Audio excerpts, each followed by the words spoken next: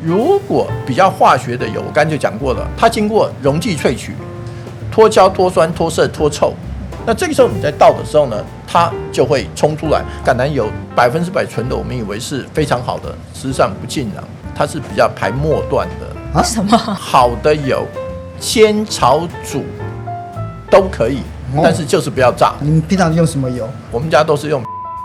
今天我们邀请到的是我们的食安的权威文长安老师，老师你好。老师好。两位主持人好，各位听众观众大家好，我是文长安。在这里呢，文老师教我们怎么样用看的来分辨好油。其实第一个我觉得蛮特别的哦，倒油看会不会爆冲，是一倒会这样啪这样冲出来吗？我们一般买都是清清如水那一种油。对。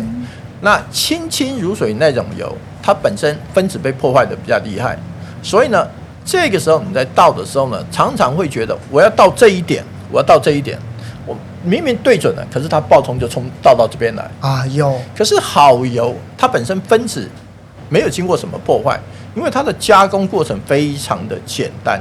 可是如果比较化学的油，我刚才就讲过了，它经过溶剂萃取、脱胶、脱酸、脱色、脱臭。所以它分子破坏的很厉害的时候呢，这个时候怎么样呢？它就比较容易产生颤动。那这个时候你在倒的时候呢，它就会冲出来。那如果分子没有破坏的话呢，这个时候它里面的营养物质也很多，它比较重，而且分子没有被破坏，所以我要倒这一点之后，我一倒就进去了。就跟95跟原油的差别这样子，对不对？因为原油基本上也倒不太动，就整块这样出来，但就一倒和98就冲出去了这样子，是像这样子嘛，对不对？所以你知道餐厅现在怎么样呢？你可以看到他们的油炸油那个桶上面都有一个导油板，是。那如果没有那个导油板的话，冲的整个灶台都是。是。那其实还有看到，我其实一直搞不清楚这个名词啊，特级初榨不等于顶级初榨，这两个差别在哪里？特级初榨那个是我们的国际橄榄油协会，它的有申请专利的中文名字哦，它的英文名字叫 Extra Virgin。OK， 所以特级初榨是一个专利的名字。那顶级初榨，因为它不是特级初榨，所以它搞了一个顶级初榨，它就是要回避这个规定，就这样而已。但所以顶级并没有比特级好，当然吗？当然是对，而且这边因为我每天早上我都会喝橄榄油，我都喝1匙，所以这边呢，我真的看到也这边有介绍的时候，如果这个特级初榨喝着会有辣的味道，而且含着的时候有苦味，所以这个就是属于特级初榨的味道吗？我要这么讲啊，因为橄榄油是室温做出来的，所以呢，它里面含有很多的橄榄多酚，也含有很多的橄榄醛，所以我们如果在试橄榄油的话，因为它是低温做出来的，所以它一定有橄榄的味道。那你把橄榄油倒到汤匙上面，你这样闻一闻，闻到橄榄的味道，第一关过了，可是这个不准。那这个时候呢，你再把口张开，把橄榄油倒到舌头上面，可是这个时候怎么样呢？口一定要漱过，要不然的话，你有其他重味可能就不准了。这时候呢，我身体的体温37度，它慢慢就会把橄榄油里面的橄榄多酚把它挥发出来，那挥发出来就会产生苦味，所以我就有苦味了。那苦味，我特别要强调时间要长一点，要不然橄榄多酚没有办法挥发。OK， 那这个时候呢，苦味出来了，这时候我受不了了，很多人都会吞下。可是，一吞下了之后，你经过食道的时候，这橄榄醛它是一个辣味，它就会冲到了食道。这时候你食道不舒服，你就会呛到，就会咳嗽啊。所以他们在试油的时候，基本上就是口漱过了以后呢来试油。那这个还是蛮准的，因为它里面有橄榄多酚、橄榄醛。可是老师，因为就像哲青哥所说的，现在好多人都会一大早起来就先来1匙橄榄油，觉得这样子可以养生。但是我们刚刚也说啦，橄榄油好多，这价格区间也很大然后我们刚刚说，你说是要特级初榨还是国际认证？那我现在看到有一些是100%，我觉得感觉好像更厉害。团队最近给哲青看了一个数字，我觉得相当的惊人哦，超过70%的你其实还没有按订阅。如果你一直有在收看，也喜欢我们节目的话，现在我们来按下订阅吧。按下订阅对你来说是免费的，但对整个下班经济学团队来说，有你的支持跟订阅是这个节目能不能继续做下去做得更好的重要关键。100%来讲的话呢，因为最好的叫做特级初榨，可是台湾人很习惯100%纯。对对呀、因为为什么是100%纯呢？因为我们首先是在果汁上面就有这个100%，还有蜂蜜，是。事实上来讲的话呢，在有100%纯的，它是比较排末段的。啊？什么？为什么？就因为它经过很多加工程序的关系。是，它第一榨叫做 extra virgin，那第二榨叫 virgin，那在后面才会100% pure。所以呢，这个时候因为我们习惯100%纯的，我们以为是非常好的，事实上不尽然。可是老师，我们刚刚不是说会产生这些比较不好的，都是因为经过高温，但他就已经说它是低温冷压这种的，它也会不好我特别要强调的是，第一榨就叫做特级初榨，它不叫冷压。哦。但是如果在种子，花生芝麻它是种子，种子一定要烘焙过。哦，那你烘焙的过程里面，它的温度有100度、200度，100度它叫冷压。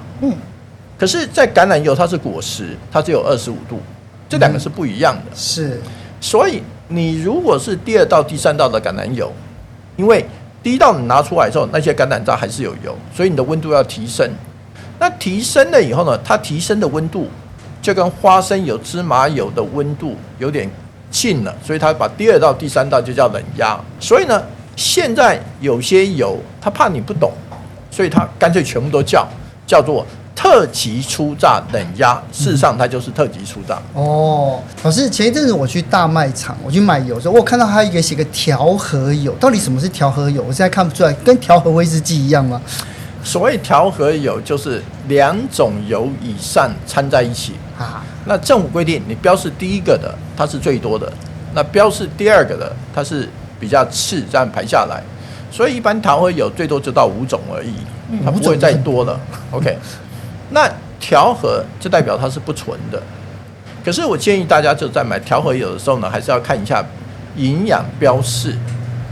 营养标示可能会更准。是，举个例子，当你买在沙拉油的时候，沙拉油你再看它的脂肪，它上面写大概脂肪都是9.2克，告诉你说它的比重是0.92，可是很多的调和花生油，它上面脂肪也是9.2。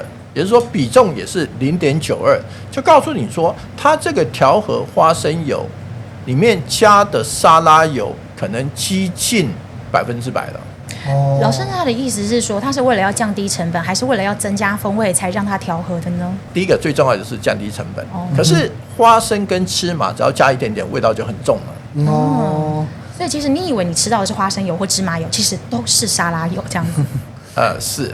您刚刚有特别提到美国的健康营养建议嘛？我觉得那时候也让大家觉得，比较惊讶的是，他居然也建议大家可以吃猪油或牛油。通常我们会觉得动物性油脂好像比较不好，但是不是相对于刚刚我们所说的这一些用化学溶剂的调和油，它对身体是更不好的？其实天然的油脂，它也不是十全十美的。我们最好是掺着吃，你不要说每天都吃同一种。那掺着吃会比较好一点，因为每个油都有每个的优点。可是化学溶剂出来的油，它可以确定的就是里面的营养物质几乎没有，它只有油。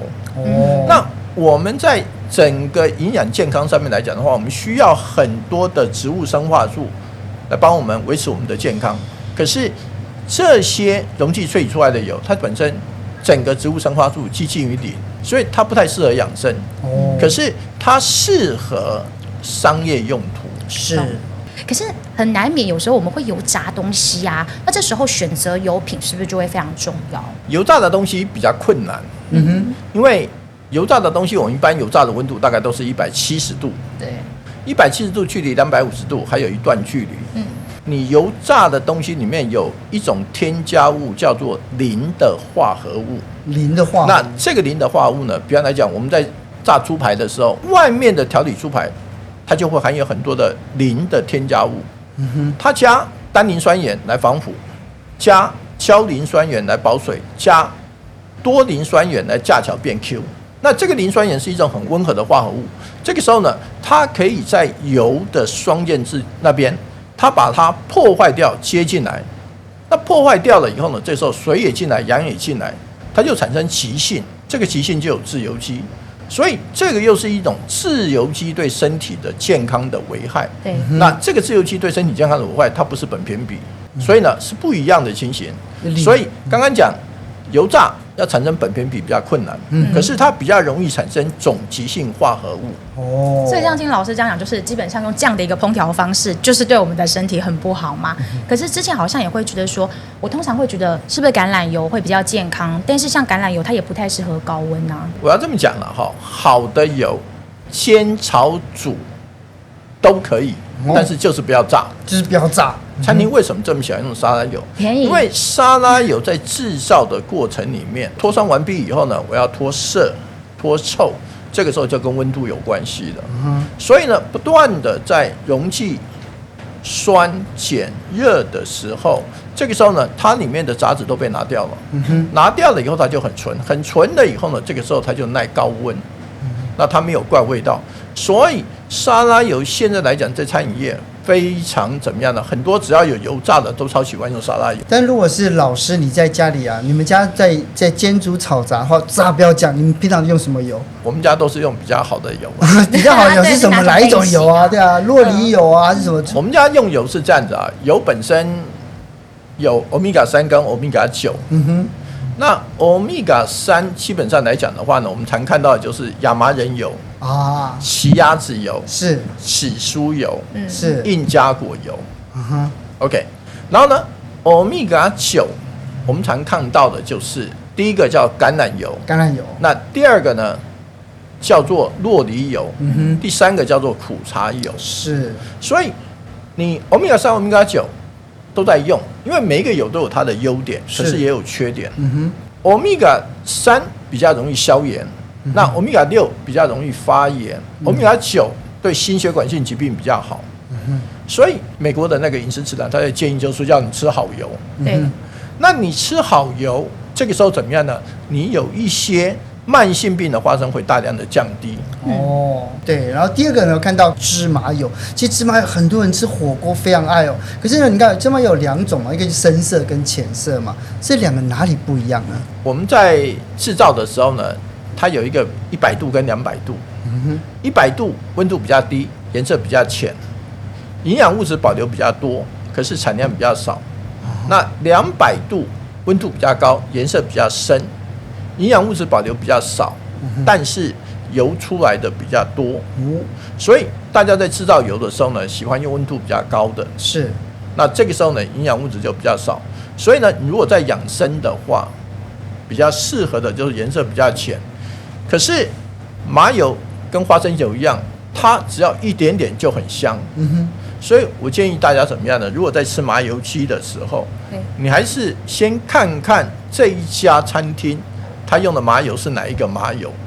那如果用的调和麻油，看一看它的调和麻油的比例是多少，它的脂肪是不是刚好就是9.2？营养标示了哈，9.2的话就告诉你说它的主要成分就是大豆沙拉油。那我们自己就要知道，就是说在养生上面有没有得到养生的结果。